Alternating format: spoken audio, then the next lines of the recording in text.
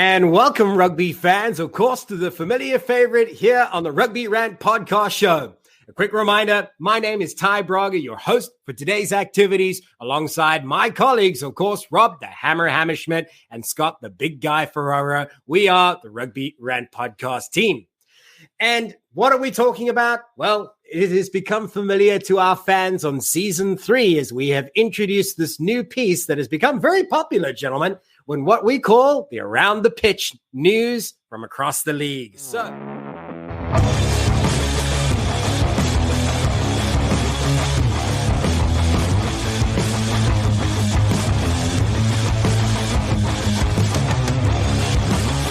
So, here's how it works. Quick fire round. We go one by one across the screen, sharing what we think is noteworthy that fans should pay attention to. And we, of course, want to bring it to you as quickly as we can, because here on the Rugby Rant, we don't waste time. So with all that being said, let's go ahead and start it off with Rob Hammerschmidt. What's in the news? What's around the pitch? Well, I would like to throw a big shout out. D1A Rugby really kicked it into high gear this last weekend. A lot of teams were on the pitch competing. I believe there was a big one out west. BYU played a big match. It might have been against St. Mary's. But here's what I do know. Lindenwood University traveled to Marietta, Georgia, and played Life University. We're talking about number 2 Life, number 5 Lindenwood. And my Lindenwood Lions came out victorious in the first 15 match. They won 27-16. It was a great game. It really had the look and feel of a proper rugby match in terms of the attempt to go for touch, when we're going to kick for points. So I really liked that about it. And also the Lindenwood Seconds, which my progeny played in that game, they won 27-4. So it was a big win for the Lions. And I believe the Lions have won 2 of the last 3 from Life University. So I'd like to hear that. Kudos there. And for those of you not familiar, Life University has been accredited as bringing a lot of strength to Rugby ATL. Of course, it was their home until recently. And Lindenwood, of course, is certainly one of those powerhouses in rugby. And great to be able to see a team that it should actually be the underdog in that scenario, really, on paper at least, coming out on top. Great stuff. Thanks for that share. College rugby, of course, important to growing rugby across the nation. So thanks for that highlight there, Rob. Scott, what have you got to share in there around the pitch? Let's get hot, baby. So before I do my topic, I just want to shout out a fan of the Rugby Rant, Colton Juarez at the Soccer Lager Brewery in Abilene, Texas. A bunch of my buddies live in Texas. They went out to the brewery. Colton was talking about not only rugby in America, but he was talking about the Rugby Rant and specifically referenced the big guy, which my friends were like, holy crap. We know Scott personally, so shout out to Colton. What I want to talk about is actually the MLR production team. Again, not finding touch, in my opinion, with some of the things they're doing, specifically the fact that they put up a graphic at the halftime of the New York-Houston match that said the out-of-town scores, and it was San Diego Legion versus the Dallas Jackets. I don't know if an executive auto-corrected and sent a text to an intern to do this graphic, and the intern didn't know which teams are in the league. I don't know who approved it. I don't know how it got on air. But I got to be honest, guys, this kind of bullshit has to end. I mean, it's every season. This we don't look professional. This is season 5. This is the second time with TRN. Somebody's feet have to be held for the fire for this because it's just a bad look. Right. I mean, well, unfortunately, it's always Dallas that kind of gets the raw deal, though, there. The Dallas Jackets, you've heard it, now competing for the MLR Shield. Breaking news. All right. Yeah, that's just one of those things that could be easily avoided and really shouldn't creep in. You can forgive many things, but that one is pretty much unforgivable. I think most people would agree. So one of the things that I wanted to be able to bring to importance is the AGs, who seem to be pretty much on fire right now, having started really strong this season, top of their conference after 2 matches, getting maximum points, 10 points available to them in the regular season so far, and they've taken all of those 10 points. But in their way to the top, they have just revealed that they had what they consider to be a franchise record-breaking opportunities. So let me tell you about some of those. So first up, AG's franchise records broken over the last weekend was a historic win of 57-12 win over Old Glory DC to take the Cuisine Cup. That is the largest margin of win that they have had to date, of 40, highest points win margin of 45 points. Previous to that was 36, so they certainly smashed that. Then the final one is the fastest try scored in the history of the franchise by Mark O'Keefe, recently brought in from Rugby ATL, of course, to be able to help them with their effectiveness on the field and put more points on the board.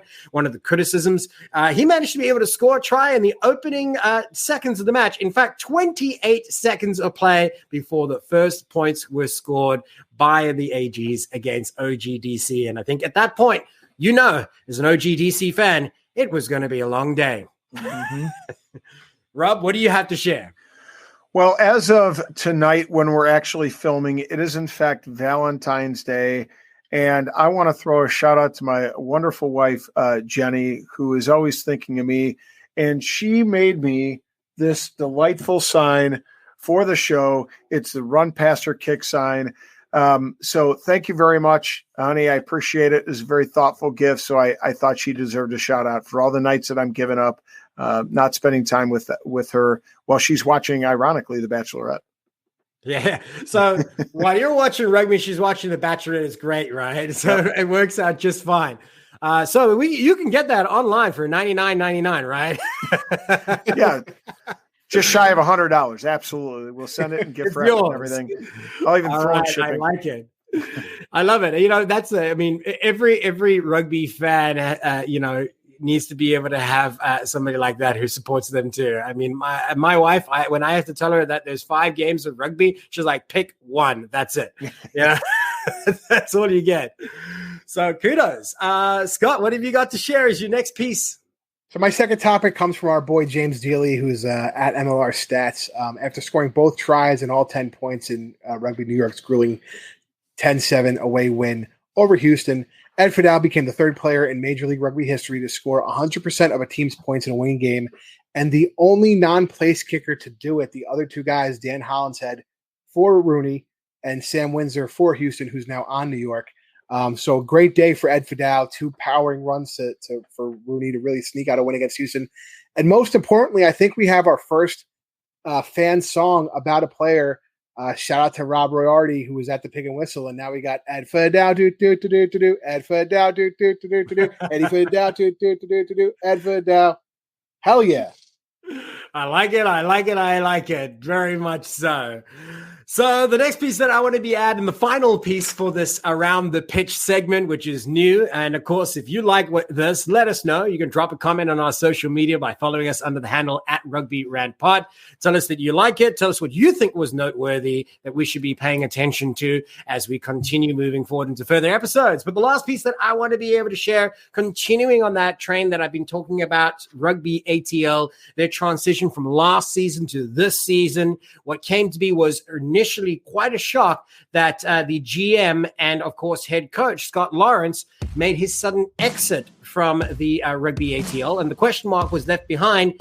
What is next for him? That question is now being answered as it has been revealed that he has been picked up by USA Eagles under the coaching of course, Gary Gold, who has previously worked with Scott Lawrence in the defensive coaching role, which he will now take up again. Previously, he had done that, I think, back in the 2017-2018 season. So his return to the USA Eagles is very timely as they are preparing for their Rugby World Cup qualifying campaign. It was underwhelming last season. We did cover it. We'll continue to cover it this season, right, guys? And the next big challenge that they have is to be able to take on Chile this summer. And, of course, he's going to be there as a part of that outfit to make sure that they successfully navigate the challenges ahead of them to qualify for the next Rugby World Cup, because that's what it's got to be about. If we're going to get better, we got to make sure we continue playing better and meet higher levels of success. And that certainly includes a Rugby World Cup campaign. And we wish Scott Lawrence well on that endeavor. And whatever he does, I'm sure he'll be successful in. So once again, you have been watching Around the Pitch, and we will be back in just a few moments. But before then, here's a few words from some of our sponsors. Tighthead Brewing Company is not just Chicago's premier location to watch rugby and enjoy quality ales and lagers, but it is also a great place to enjoy local acts performing live music every Thursday and Saturday nights. Additionally, their Wednesday night trivia nights are something not to be missed. Tighthead is located in Mundelein, Illinois, and easily accessible for many Chicagoans, as it is just steps away from the Metro. Owner Bruce Durr and the Tighthead staff are dedicated to ensure your microbrew experience is as tight as their beers. Bruce's love for the rugby extends beyond the origin of his brewery's name. Tighthead is committed to supporting the rugby community. This includes his support for Lake County RFC and our own Rugby Rant podcast show. Tighthead's tap room is like the familiar rugby clubhouse in which friends and teammates can meet, socialize, and enjoy the wide variety of brews on tap. Regardless of whether your palate enjoys a good IPA or a dark barrel-aged brew, Tighthead can deliver. Hey, Chicago, when you want rugby, Tighthead Brewing Company will satisfy your thirst. Tighthead, it's worth more than a try. And welcome back, rugby fans. Of course, this is your team from the Rugby Rant podcast show. My name is Ty Braga. Joining me, of course, we've got Rob the Hammer Hammerschmidt and Scott the Big Guy Ferrara. But more importantly, we have to be able to introduce our new ranter to be able to take on the regulars here of the show. We welcome TJ Olsen from the Bonus Point podcast. TJ, welcome to the show. Boys, it's been a while, but I'm very happy to be back on the show. Obviously, big fan, listen to it every week. I'm glad you guys are still doing so much for the sport of rugby, especially in Northern America. So, yeah, thanks for having me, boys. So we just brought him on just for the publicity piece. That's right. Yeah? Who needs advertising when you got a voice like that? You know, the guys in your corner. TJ. Thank you, TJ. Your residual will be in the mail, my friend. I can't wait, man. Yeah, my 2 cents. I can't wait for that in the check. I'll put that on my taxes. Yeah, there you go. So, TJ, I'm sure it goes without saying, you know how it works, but an opportunity to be able to remind everybody else who might be tuning in for the first time, what is the Rugby Rant and how does it work in the debate section? Well,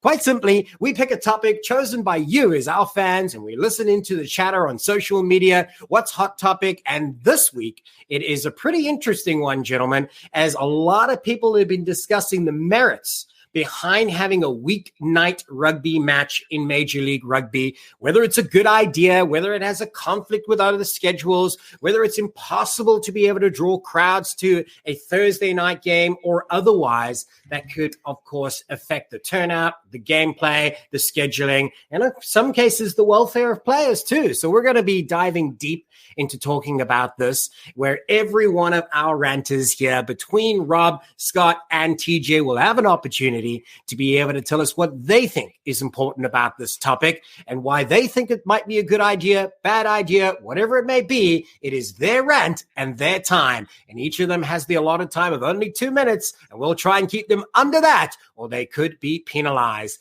Moving into first position as our first ranter, will he be there at the end? We always hand it over to the guest. TJ, you're up first. All right, so I've gone really deep into this. I know you look at football that has Thursday night football, and you see other sports that have weeknight games, but to be honest, I'm not a fan of Thursday night matches for a couple of reasons. I think the quality of the game may be impacted because of the teams maybe having little time to recover, depending on different situations for injuries or just regular recovery as a rugby player. It's a really tough sport to play. Obviously, preparation for the opponent. You got to do film sessions. You got to do specific training to prepare for different types of aspects that they're going to swing at you as a player. And I think with the little recovery, little preparation, that adds sloppy plays and could even result in injuries or just like misreads and things like that. The second point that I look at is the schedule. So obviously we've only seen one game so far during this season, but the schedule could also be in favor of a particular team who has a longer recovery time. Even worse if they're coming off a bye week or something like that. Do they have more time to prepare or even just rest? And I think the matchups on the Saturdays, they're very entertaining because you see both teams usually at their best or as best as they can. But then if you have a team that's really, really struggling, it could turn into a one-sided blowout, even if you're a really top high contender. The last reason I really feel from a fan's perspective, it's obviously really good to have live rugby during the week. Like you can watch a game on Thursday, you can watch a game on Friday, and then on Saturday and Sunday, you got your games as well. But it's really tough, and I feel for the MLR, they're pushing for fans to attend games, and the last thing you want to see in a stadium is an empty stadium because people can't travel, especially if you're in an area that's very far away. You travel an hour to go support your team. You don't want to see 10 fans in the stands supporting it. So I think people won't make those sacrifices that they would on a weeknight as opposed to a weekend. So, yeah, I think we keep it mostly on Saturday, and we've got replays and stuff like that on the Rugby Network. So I think that's the best way to go. We just stick it with the weekends, and then Saturdays are for the boys. So to sum it up from TJ, Saturday is always going to be a rugby day, right? Yeah. So I do like a couple of things that you said there, for sure. Well, a lot of it was gold, but let's draw out some of the most important factors there. One, you spoke about the turnaround time, but that some teams may end up having an advantage and some teams may also be at a disadvantage given where it may have fallen in their calendar that they had to play. And what brought this into the forefront through social media and why we kind of found it a hot topic as it spread across, all the rugby realms like wildfire is with the example of last week, Thursday's match at Starfire Stadium with Seattle and Utah competing for, an MLR regular season match. And it was on a Thursday, which has been the first time to the best of my knowledge that we've seen it, at least at Starfire. I might be wrong. And it might be the only time this season, but it brought up a lot of interesting points about the merits behind it, and that's why we're discussing it. And to your point, though, TJ, the last match that Seattle had played was the previous Sunday, which is February 6th. And then February 10th, they were going to be playing against Utah. So really, if you look at it, you take the game days out, there was only a 3-day period where there was no rugby matches for them. Mm-hmm. But obviously we know rugby players at that level need to be able to look at that game tape, as you said, need to recover, need to do all of that to prepare for the next day. So, begs the question, is that a smart move? So I like that you brought that up, and I'm not going to dive much further into it because I'm pretty sure the rest of the guys here have more to be able to share. So I'm going to throw it over to Scott, the big guy Ferrara. So we're still cooking with fire here. And here's the thing. I like the concept of weekend games, but I think you have talking about scheduling. It's not going to work unless you have an even amount of teams because you need the 2 teams on the bye week to then come and say New England and New York had the bye week on the week 1. Week 2, they're playing a Friday night game, right? So that way they had the same amount of time and the extended period to say they're going to play a night earlier. I don't think it's as big of a deal if you're playing a Saturday to a Friday. Mm-hmm. If you're playing Sunday to a Friday, it's again that's Saturday to Thursday territory. But I think really you have to read coming off a bye week. The other thing is, viewership. Let's just talk about Monday Night Football. 13.5 million viewers, but we're not there yet. And when they play on the West Coast on Monday night, it's still at 8:30. What we had Starfire was a 10:30 Eastern start time because the fans can't make it there earlier. People are working. You need to have that game at 7:30 on the West Coast, and you want that stadium filled, like TJ said. But for me as a fan of New York, I wasn't staying up to watch that match. Unfortunately, I had to wait for the replay, and I think that takes away from it, versus where they are in football now. As far as I think we got to stick to Fridays. I think mostly it should be split between Saturdays and Sundays. I mean, when we have Saturday heavy matches, and it's 5 matches on a Saturday, that's a lot of rugby to try and watch, especially if you're having a 1 o'clock, a 2 o'clock, a 3 o'clock, a 4 o'clock. It's more rugby than my wife allows me to watch. Yeah, so I think it's more of splitting up between Saturdays and Sundays and having one match on a Friday night of the 2 teams who were just on a bye week. Yeah. So I want to go back to something that you mentioned. So one of the key themes there is attendance and viewership that I took away from your point there, Scott. So yeah, I like that you said as a New York fan, you're not going to stay up until 10:30 to be able to enjoy a game that don't get me wrong, yet influence your conference. That's the point I was. And guess what? On Saturday, I watched the replay because obviously I'm watching every match in the MLR. But let's talk about the average fan, not the stupid rugby nose that me, Rob, TJ. Yeah, not us. We're watching every game. We're analyzing everything. Yeah, exactly. And we need to get those crossover fans from the NHL, from the MFL, from the NBA, from the MLB to watch it. And I think that's where you're going to have a disconnect in that. Yeah. Yeah. And, those are really, really valid points that you bring up there, because those are some of the key metrics of success for MLRs that continue to be able to move forward. It was from last season, which they cited as an incredible success with the introduction of the Rugby Network. And then, of course, the expanding broadcast partnerships. Now they'd have to be able to build on that success. And is this something that would help or hurt them? So I love that logic there, the reasoning behind it that you shared. Let's hand it over to Rob Hammerschmidt. So, first of all, I want to commend both my colleagues over here, because they brought up some great points. Going third is a disadvantage. No. I always feel Rob gets the bad end of the stick. Like he always seems to be going third, and I'm always feeling for the dude on it. And I'm like, man. Thank you, TJ. Your residual is in the mail, my friend. So yeah, I'm going to lay it all out there. Initially, I'm thinking to myself, Thursday games, great. I can watch a game on Thursday or Friday. I can watch a couple games on Saturday, 1 or 2 games on Saturday. I can watch a game on Sunday. I can take in 4 games over the weekend. And then something came flying at me from someplace deep in the recesses of my home, and it hit me square in the head. I believe it was like a kneading a dough roller or something rolling like that. Pin? Yeah, rolling pin, exactly. And I realized the truth is that I'm not going to be able to do that on a Friday night. That's I do feel your pain, right? Yeah, it's literally date night, and I'm not watching a game on Friday night. I'm probably not going to watch. What a Valentine's weekend, and including Super Bowl, right? As late as that one was on Thursday this last week.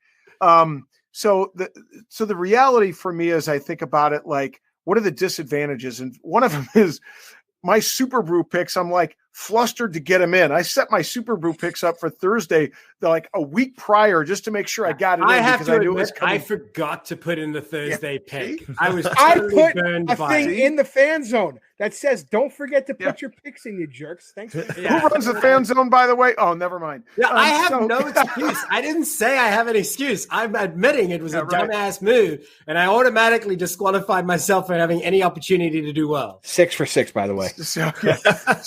So I think that's the reality, is that in a lot of ways we're not going to be able to watch match on Thursday or Friday night, a couple on Saturday and Sunday. The reality is we're probably going to catch it when we can, like I do, wake up before my wife does, and I watch it early on Sunday morning. And I think it's a disadvantage for some teams. They haven't put out rosters in preparation. I don't think we got Seattle's roster prior to the game, which is unfortunate. You kind of want to preview who's going to be in the mix for both teams, just to kind of get an idea, aside from Super Brew, just who's on the pitch. And quite frankly, from a fan perspective, last point here, we've seen that weather, time in which the game is going to happen or a match is going to happen, and in NOLA, if Mardi Gras is going on, all those things affect fans showing up. And I think Thursday night is probably one of those times you're going to rarely get good turnout. Yeah. And, it seems like everybody here is more or less on the same page, that in a culture where rugby isn't yet established in the greater sporting community, you don't want as little as possible to stand in the way of a fan attending or watching an event. Any obstruction, any distraction could be a difficult one that could certainly make a huge impact. Even if it's only a couple of thousand people, it makes a massive impact. So one of the things I did like to be able to avoid that impact or limit the impact somewhat is, at least you can say with this instance, with the Seattle-Utah game, having had a Thursday match, at least meant that there wasn't, it wasn't conflicting with Super Bowl Sundays, right? Mm-hmm. Which arguably is the largest viewing sporting event in the US and maybe North America as a whole. So yeah, you definitely want to try and avoid that. But is it a model to be able to base, this on for the future? That's a much bigger and difficult question to answer. What for me, my takeaways are, and I agree with a lot of them, is that turnaround time for Seattle in particular, from a Sunday to a Thursday match, is rough. But they managed to be able to deliver a result too. Could they do it consistently? Probably not. But at this time, at least they did. It also bodes well to your point, Rob, is that you don't have time to be able to assess the players, and probably they couldn't put out a roster because they might not have known who would have been ready in 3 days. Yeah, right. And by the way, thinking about Thursday nights, I wonder if the MLR purposely picked those two teams for that Thursday night match, because with the crowds they get at Starfire that they're probably going to have a pretty good crowd regardless. And Utah's fans are they have one of the best fan bases that attend. Well, and they're close to the same time zone. So the 7:30 match for Seattle, I believe, is an 8:30 match, I believe, for Utah. TJ would know better than me. But so you'll get that crossover. So I get they're thinking about the West Coast fans for the West Coast teams, and that's great. But I think there will be a turning point as the league gets bigger. We'll have to kind of even out on the broadcast side. But here's the thing, Rob. I question your dedication to the sport, because the big guy and his wife, Saturday night, Valentine's Day dinner at the Pig and Whistle to watch Rooney beat Houston. So what are you doing, Rob? What am I doing? This Saturday, I was coming back from DeKalb, of all places, from a sectional wrestling meet, so I didn't get to watch shit. I was the same. I had to sacrifice my Saturday as well, because I knew the Super Bowl on Sunday and me being hungover on the Monday because we celebrated too hard for the win. So you were both cheating on rugby. Basically, yeah. I mean, you said win the Super Bowl's the biggest sports spectacle in North America. I have to watch it. I've been watching it every year since I was a little kid, so I had to watch that. But rugby always comes number one to me. And in my defense, I actually make money from coaching, so I had who friggity. No, but my point is, I said before, I see why they did that particular Thursday night game with those two teams. If they did it with an East Coast team on, it would out west, it wouldn't be fair, and vice versa. Or even Central Time, it's a little tough because you're talking about 9:30 match. If NOLA went out there, it's kind of tough. Mm-hmm. But again, I think at some point, if we're going to have aspirations of being like the Big Four, we have to figure out how to do it. And because the NFL has 30 teams, they can do that because you can have 4 teams on a bye week. I think we will get there eventually, but like I said, spread out between Saturday, Sunday, and if the teams are coming off the bye week, that's what you make the Friday night game, and you have to advertise it more too. Yeah. Like I feel like if you're going to have a singular match, regardless of who's in it, it should be all over MLR. It should be all over TRN. And I feel like give it every opportunity to be successful. That should be something they're building towards for the whole season. Like this is going to be our marquee matchup on the Friday. 100% agree. Something special. Exactly. Once this season presented that way, because when you hear the friggin' Sunday night football theme and you hear the Monday night football theme and you hear the Thursday night football theme. Right. You know what I mean? Everybody knows it. So let's start to market it that way too. Right. It's another great way that you can expand like the viewership. And if it works, you might actually be in a better position by choosing a sort of a lesser competition night. And obviously, yes, in season for football, Thursday night is obviously football, but this is not conflicting. That's done. By this stage in the season, if it stays to the same schedule, that opens a great window there that if you did market it properly, like you said, which by the way, bonus point for Scott, is turn something that could be lemons into lemonade, right? So I'm going to throw out something here, and I got a couple of comments and thoughts from social media that I want to throw it out at you gentlemen to be able to give some feedback on these. And this is totally driven through the fan support that listen to us and watch us regularly. So TJ, I'll throw this to you because you're very closely tied to amateur rugby and the academies out in California and beyond. So let me ask you, one of the comments that was brought up through our fans is that Thursday nights is typically club rugby night. Your amateur rugby game who's going to be going to practices on a Thursday are not able to attend games like this. So are you really engaging your local rugby community by hosting a game that they don't have access to? Yeah, I definitely agree with that. Is like even across the world is like Tuesdays and Thursdays is always known as rugby training nights and things like that. That's like, it's universal. But yeah, like the team that I'm coaching at the moment with Santa Monica, our training time, because we have lack of field space, it's Los Angeles, it's very difficult. Our training time is from 8 till 10.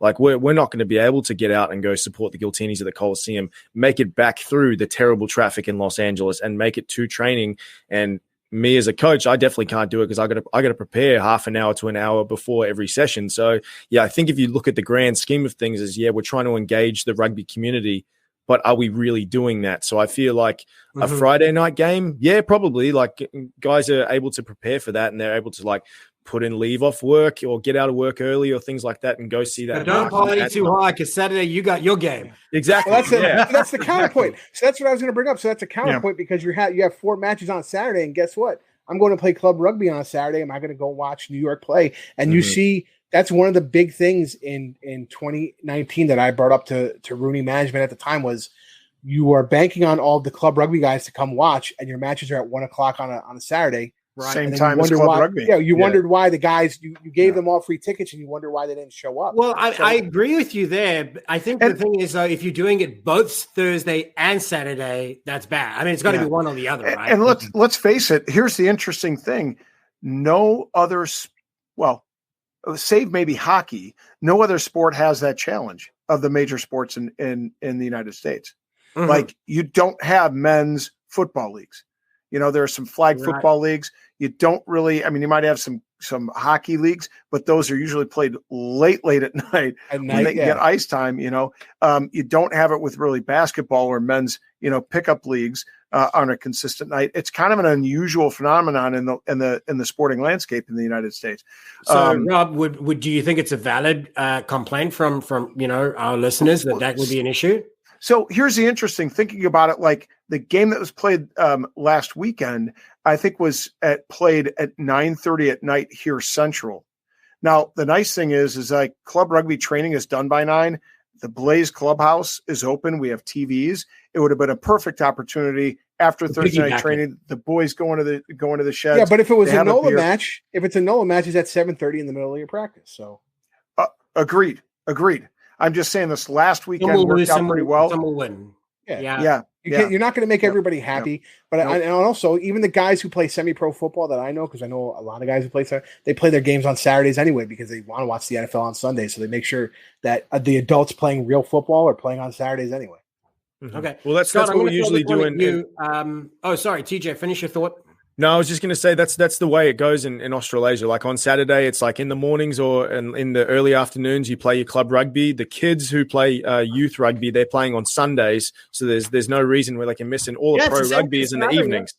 Yeah, but here's the thing: we only start from like 3 p.m. professional games to 5 and 7. Those would be the time slots. But the MLR is pushed by the MLR is pushed by the fans who aren't fans of that team to watch the matches. That's the only thing. So if I'm a Blues fan, I might not watch the Hurricanes, but the Hurricanes are still going to get 30,000 people watching. The Blues are still going to get 30,000 people watching. Yeah, MLR is pushing. This is why Rob, this is why we watch all the matches, and that they have them separated that way so that every fan can watch it live and get those numbers up. Until we're at that place, having everybody at prime time is not going to work, I think. Still building. Yeah.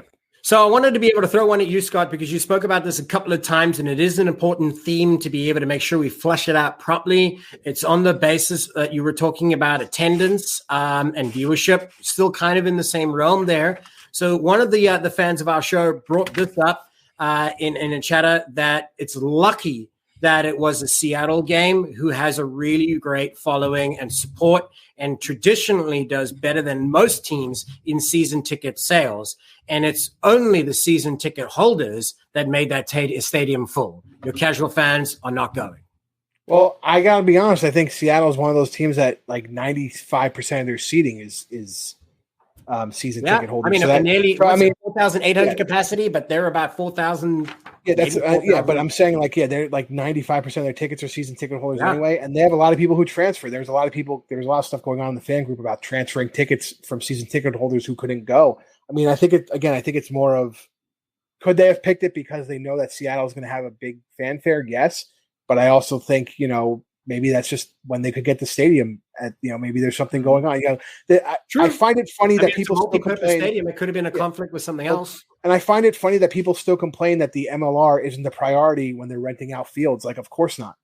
If you have the local youth football league that's been your go-to for 21 years, and they're playing 6 football games a day on a Saturday and a Sunday, and then the MLR is coming in saying, I want to use it. Where are you really going to stick it to the people that have been renting the field? So it's until we build that brand again, like we just talked about, until we get to that point and build that brand, we're always going to be second-class citizens on field use. Unfortunately, that's just where we are. Second-class citizens on the sports field. That's the rugby in America. All right, gentlemen, I like it. I'm going to go once around the table to ask you, good idea, bad idea, your final thoughts on having weeknight matches introduced on the regular for Major League Rugby moving forward. Starting with TJ, your final thought.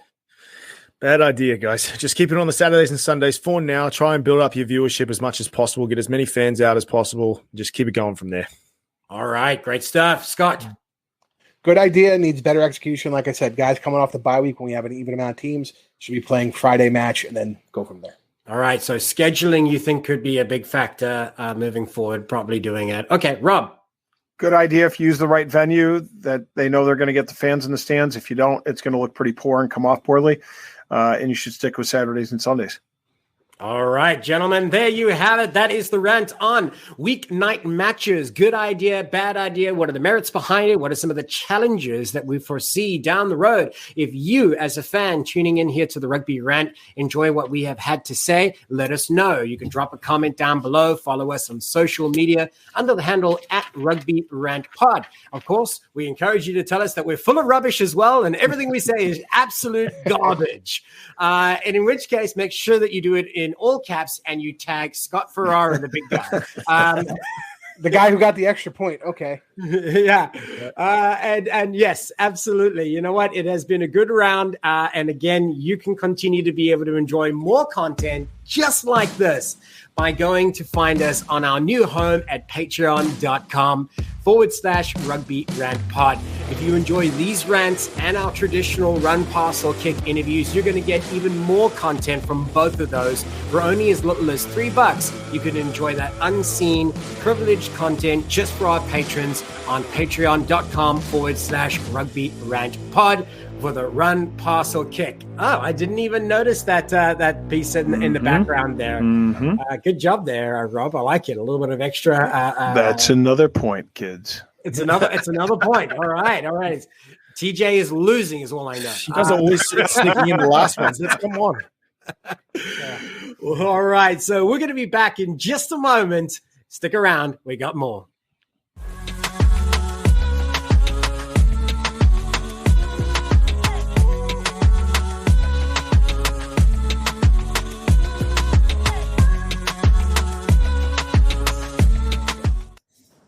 Welcome, Rugby Rant fans. It's that time again. It's the RPK, the Run, Pass, or Kick interviews. And this is one of our special edition interviews. Rob's very excited. It's two NOLA guys, you know. Kane Thompson, Carlos Spencer here. We're going to do the RPK with both of them. We got some great questions lined up. And just going over some CVs, you know, Kane, New Zealand born, a cap for Samoa, 33 caps, clubs he's played on, Stags. I'm a big Stags guy. Everybody knows that. Wellington, Highlanders, Hawke's Bay, Chiefs, Newcastle, NOLA Gold, assistant coach right now, and then Carlos Spencer going through his CV. If you don't know Carlos Spencer, I don't think you know Southern Hemisphere rugby. I got to be quite honest. So Auckland Blues, Northampton Saints, Gloucester, All Blacks, Maori, All Blacks. Barbarians, coaching the Lions, the Sharks, Eastern Province Kings, the Hurricanes, and now with the NOLA Gold. It's great to have you guys on the show. Welcome to the show, fellas. Thank you. Great to be here. Cheers, guys. Yeah, and Scott was reading off my script. I'd put on there that he started as assistant coach, but now Kane is the coach, the man, running the Gold along with he's like a superhero that has some great sidekicks. You know what I'm saying? So with Taylor Howden, of course, and Carlos Spencer. So it's good to have you guys on the show. And so for those of you at home that have not seen a run, pass, or kick, or what we call an RPK, it works a little like this. We're going to throw some excellent questions at Kane and Carlos, and some of them are designed for one of the two, or some of them are designed for both of them. But either way, we're going to preface each question with run, pass, or kick, and the boys are going to go ahead and indicate what they're going to do. Are they going to run with it, which means they're going to go ahead and run it straight up and answer the question? Are they going to pass it, and they might choose to just pass on the question altogether, or they might pass it to one another, or they're going to have a little fun with us, put us on the back foot, make us work for our supper a little bit here, and kick it to us, in which case we have to answer as if in a way that we think they're going to answer, and they can direct it towards one or the other. But if they don't indicate who they're going to have answer it, we'll just assume it's whoever asked the question. So, gentlemen, are you ready for the run, pass, or kick interview? Ready up here. Okay, so let's get it started here with question number one. As always, I like to let our fans or remind fans that I do a little bit of a deep dive into social media to generate our first question. And so this one is for Kane, because he is the the man, the head coach, the guy leading the gold. Carlos obviously has a first-class CV. I mean, there's no question as to what his pedigree is coming from New Zealand, leading the mighty All Blacks with the 10 shirt. But he is also a social media sensation with his rugby ball trick shots. Run, pass, or kick, Kane. Was he required to perform a trick shot as a part of the interview?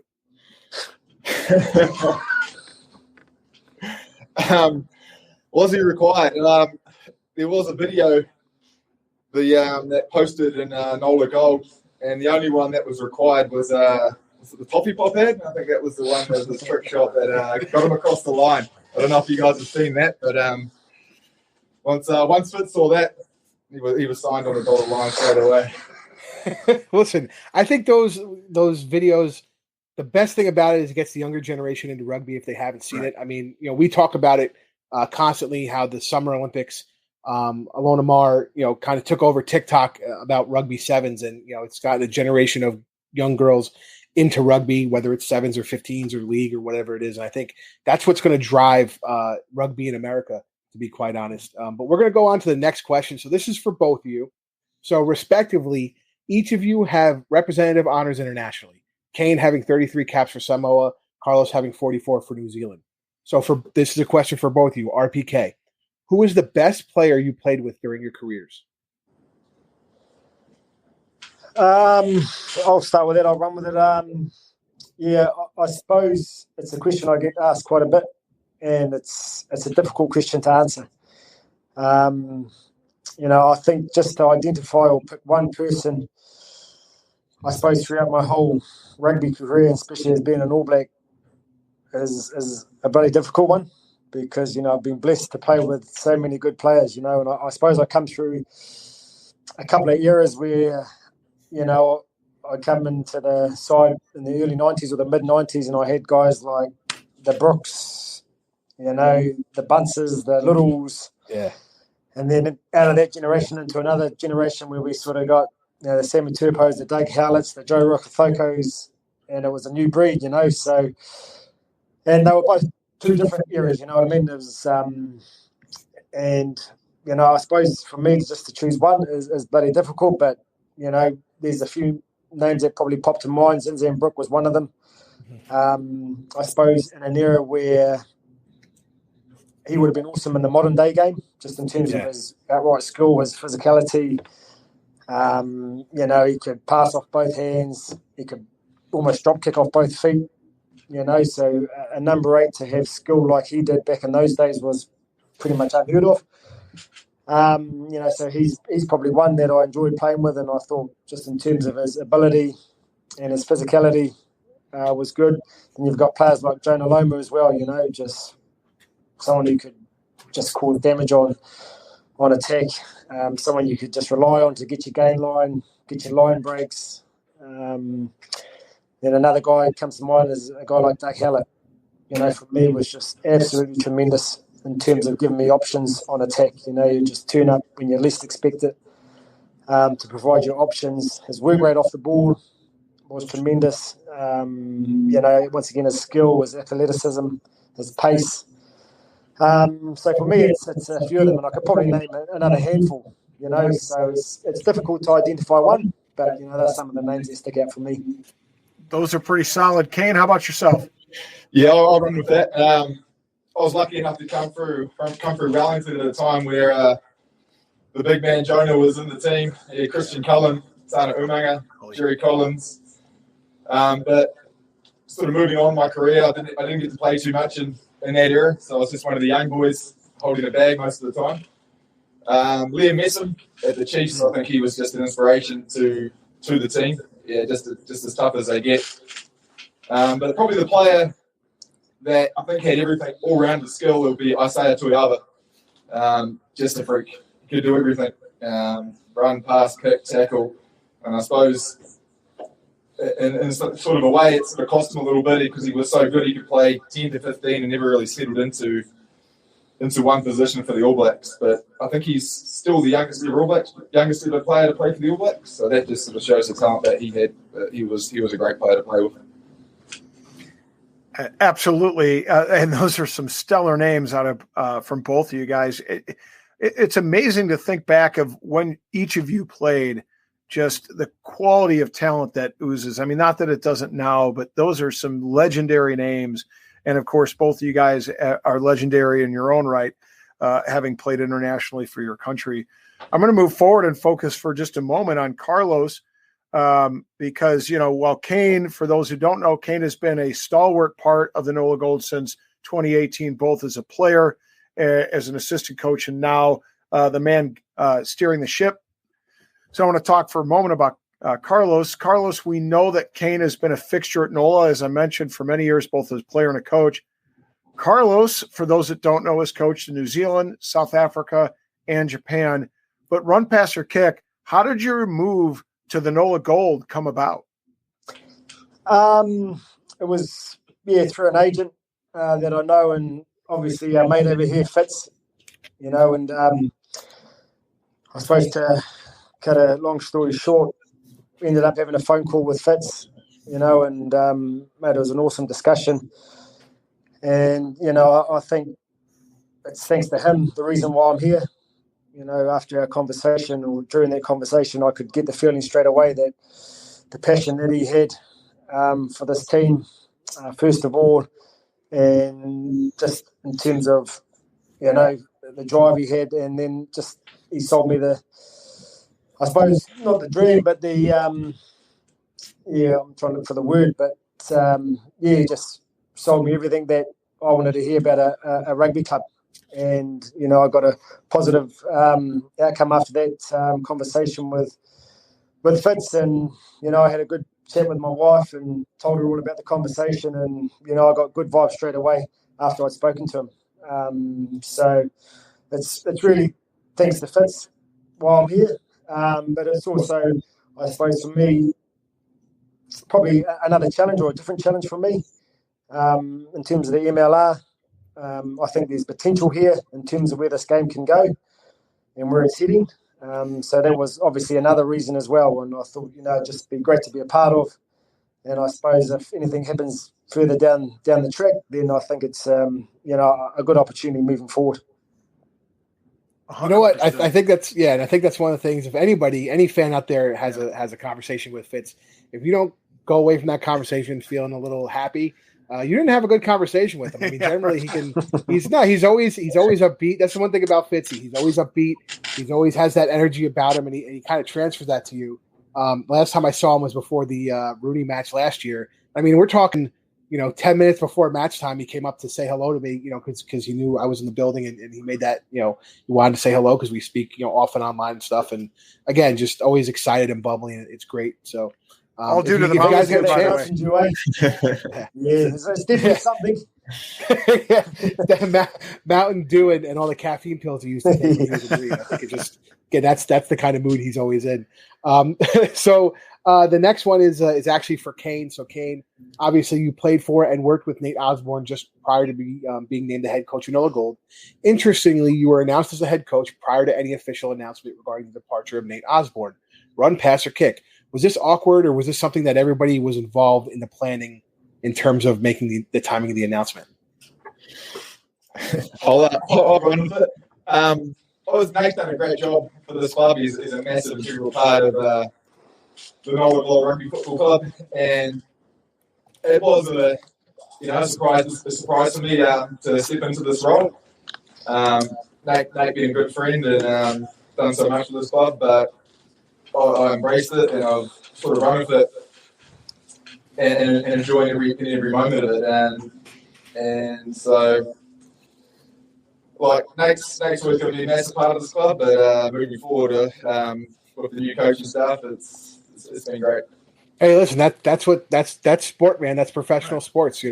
Head coaches and presidents, GMs, CEOs, they come and go, and you just got to move with the flow on the next iteration of head coaching. Yeah, it's just all about building on that, I suppose. Just got to build on the foundation we've created here, and that's what we're trying to do here at the moment. Yeah, put your stamp, put your mark on the gold in your own right. That's what we're looking forward to, especially as a gold fan here. Next one is for Carlos. We're gonna lighten it up a little bit, Carlos. No pressure here. So run past your kick, Carlos. Has Kane taken you to enjoy some authentic Creole food yet? No, he hasn't yet. No? No. I haven't. I actually have no idea what you're talking about right now, to be honest. Oh, you got to get educated, mate, on Creole food. It is the rock of the cuisine down in New Orleans. Just explain a bit more to me about what is it actually? What sort of food is it?